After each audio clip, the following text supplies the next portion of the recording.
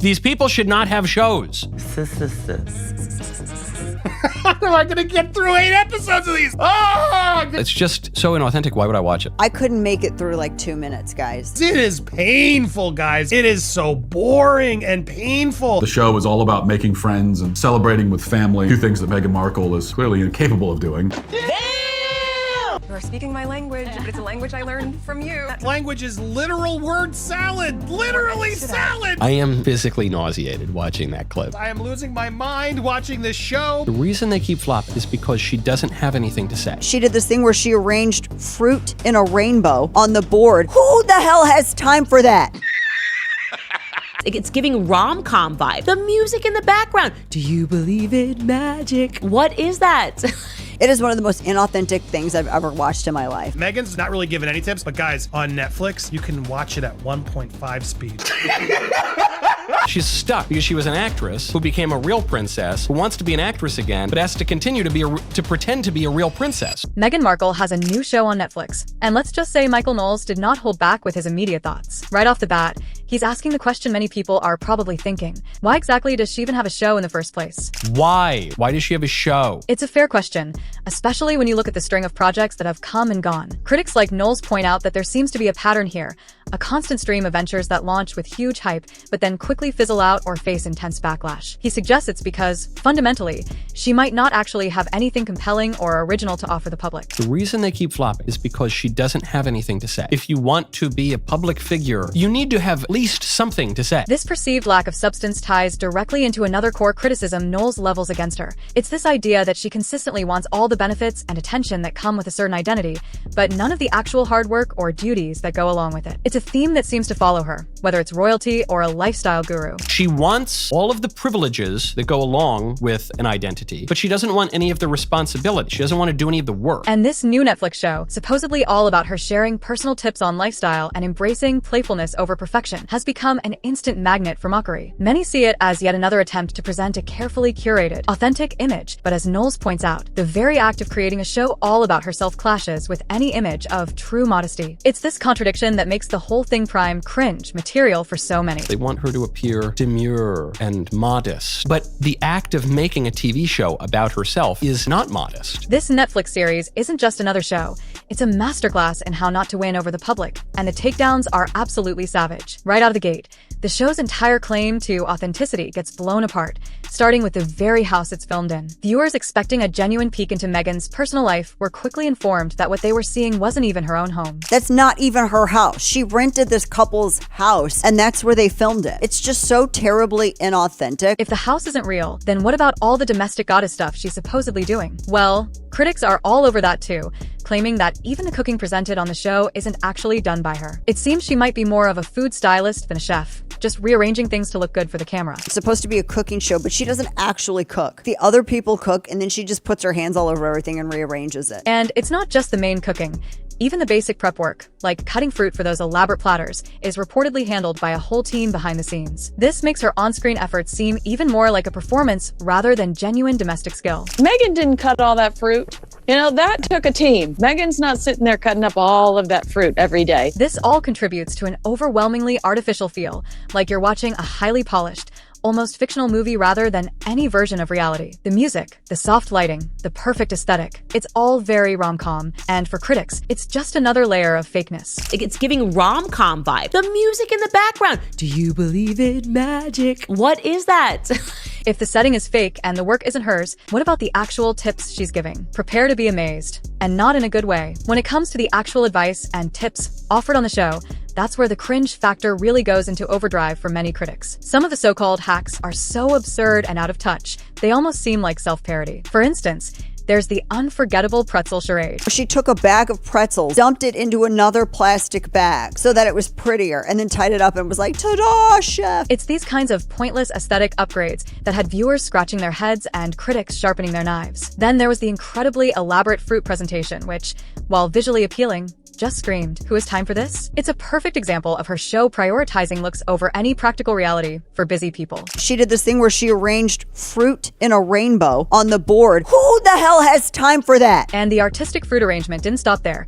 She even added little yogurt clouds for extra effect. It's the kind of detail that might look good on Pinterest, but feels utterly disconnected from real life. Later, she puts a bit of yogurt on that plate and says, that can be the clouds. I mean, Another tip that raised eyebrows was her method for making popcorn, which even she didn't seem entirely convinced by. It's these moments of awkward delivery and questionable advice that make the show such easy fodder for ridicule. She's like not even believing her own tip here. Did you see that face?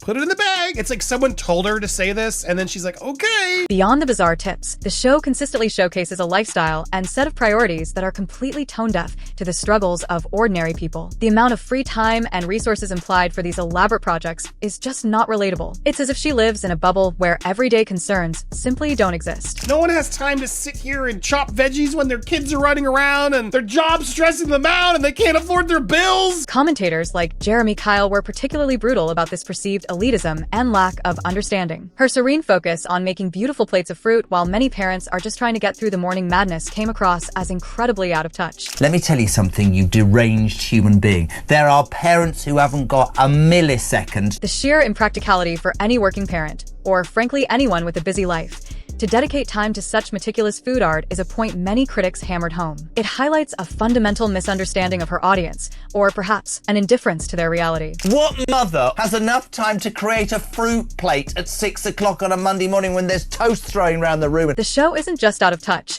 It's apparently so bad that even A-listers are reportedly running for the hills. This Netflix show isn't just a one-off blunder in the eyes of critics. Many see it as part of a larger pattern of failures. Michael Knowles suggests that Meghan seems to be caught in a loop, trying the same approaches over and over again, expecting a different outcome each time, which he likens to the definition of insanity. The definition of insanity is you try the same thing over and over and you expect a different result. That's Meghan Markle. This perceived inability to learn from past missteps is a key part of the criticism. Knowles argues that instead of taking responsibility or trying a new strategy, she seems to just continue down the same path, hoping things will magically change, even when the results speak for themselves. It's this approach that leaves many critics baffled and an audience unimpressed. And I'm not going to take any responsibility. I'm not going to suggest that maybe that might be my fault. No. It'll just all change tomorrow. And it's not just small stumbles. We're talking about major deals that were supposed to launch her into a new stratosphere after leaving the royal family. According to Knowles and other commentators, despite the massive hype and reported big money deals with media giants, many of her high-profile projects have ultimately flopped,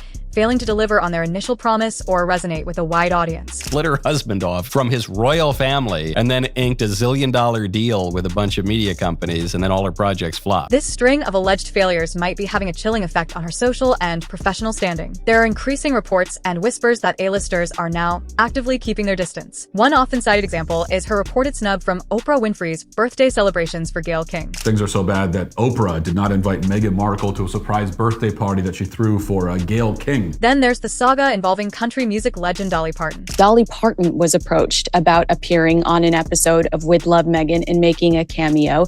Reports surfaced that Dolly's team was furious about an approach for her to appear on Meghan's show. They don't want to risk Dolly's epic Q score, her popularity, by associating with Meghan Markle, allegedly wanting nothing to do with it to protect Dolly's own beloved brand. And they knew that this ask was just to give Meghan Markle credibility in this lifestyle space. Other commentators echoed this, suggesting that Meghan associating with a genuine icon like Dolly Parton would be a disservice to Dolly, given the criticism surrounding Meghan's own fake royal image and fake food show. I think she's a fake royal, making some fake food and pretending that they're great friends. I don't think Dolly should have to suffer in that way. The underlying motive, according to some insiders, was clearly an attempt by Meghan to borrow some of Dolly's immense star power and credibility. This is seen as particularly telling given her reported struggles to secure big-name guests for her previous podcast, a sign that her own star power might be on the wane. The objective was to use some of Dolly's star power. She really struggled to secure star power for her podcast. All of this paints a picture of potentially dimming future prospects. If the projects aren't landing and the big names are allegedly backing away, it begs the question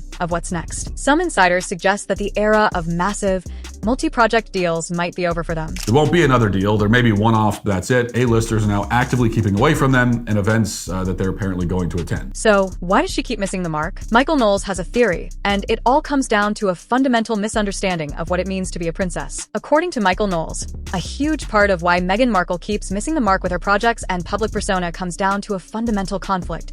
She allegedly wants all the glamour of being a princess, but none of the actual work involved. He argues she was drawn to the tiara, not the relentless public service. She runs into becoming a princess, but then when she realizes that you actually have to do things when you're a princess, then she says, I don't want to be a princess anymore. This desire for the upside without the downside is a recurring theme in Knowles' critique. He suggests that Meghan, and perhaps Harry too, crave the accolades, the special treatment, and all the privileges that come with their status, but they're unwilling to put in the dedicated, often unglamorous effort that traditionally accompanies such roles. It's about wanting the honor without the obligation. They want all the privileges, they want all of the honors, they want all the plaudits, but they don't want to do anything. Knowles then draws a very stark contrast between what he defines as a real princess and a pretend one, essentially framing it as the difference between duty and performance. He posits that true royalty is about selflessly dedicating your life to serving others, often requiring personal restraint and a focus away from individual desires. This is the ideal she stepped into, but perhaps never fully embraced. To be a real princess is to focus your life on the service of others and to restrain your individual desires. On the flip side, Knowles describes the pretend princess, or the actress playing a role, as someone who is all about indulging personal whims, chasing glamour, and actively seeking the spotlight and public adoration. He implies this is the mode Meghan is more comfortable with, driven by a need for attention rather than a commitment to service. This fundamental difference in approach, he argues, is at the heart of her struggles. To be a pretend princess is to totally indulge your selfish desires and do whatever you want and be glamorous and live for the tabloids and beg for people's attention. This creates what Knowles sees as an impossible situation for Meghan.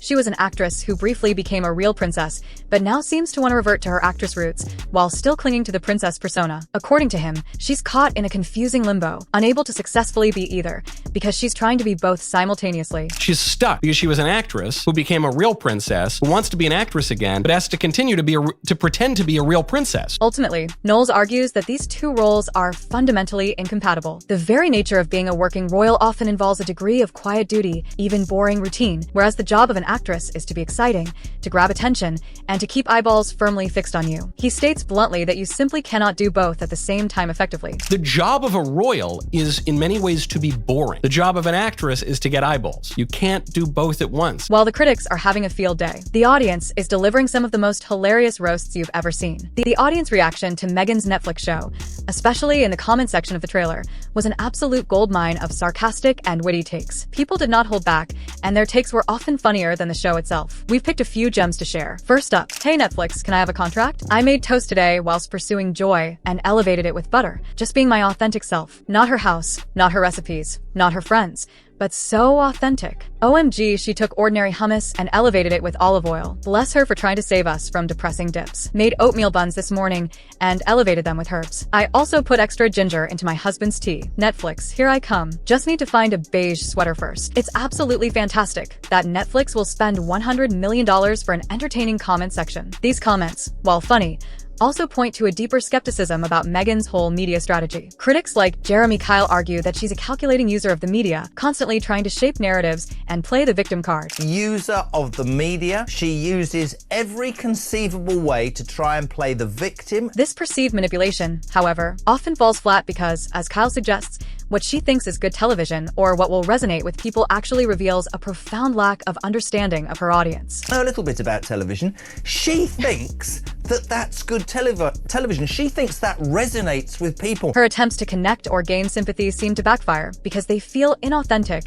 and out of touch with genuine public sentiment. That to me smacks of how completely devoid of any real understanding you have of people. The comments are brutal, but wait until you see how people are parodying the show itself. So, when all is said and done, Meghan Markle's Netflix lifestyle show seems to be overwhelmingly considered a massive misfire by critics and a large chunk of the viewing public. Michael Knowles really summed up the sentiment, suggesting her best financial idea was her royal marriage, and even that didn't pan out as a long-term content strategy. The nearest thing Meghan Markle ever had to a billion-dollar idea was marrying a prince.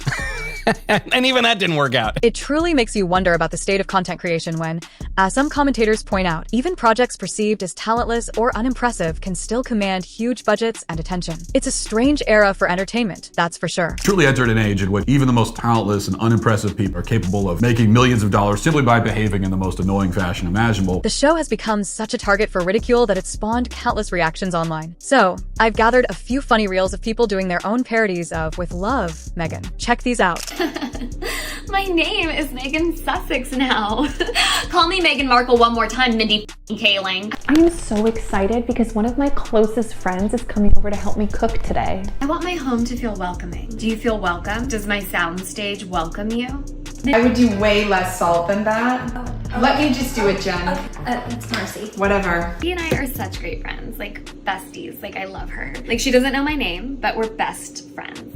Those were hilarious, right? It really makes you wonder who this show was actually made for, if not the ultra-wealthy, who can relate to that kind of curated perfection. Who does this appeal to? This could appeal to Oprah Winfrey and basically no one else, least of all in the economy that we're all just coming out of. Perhaps that's the target audience all along. It really makes you wonder what goes into these multi-million-dollar decisions. But what do you guys think about Meghan's Netflix adventure and these parodies? Let us know your thoughts below.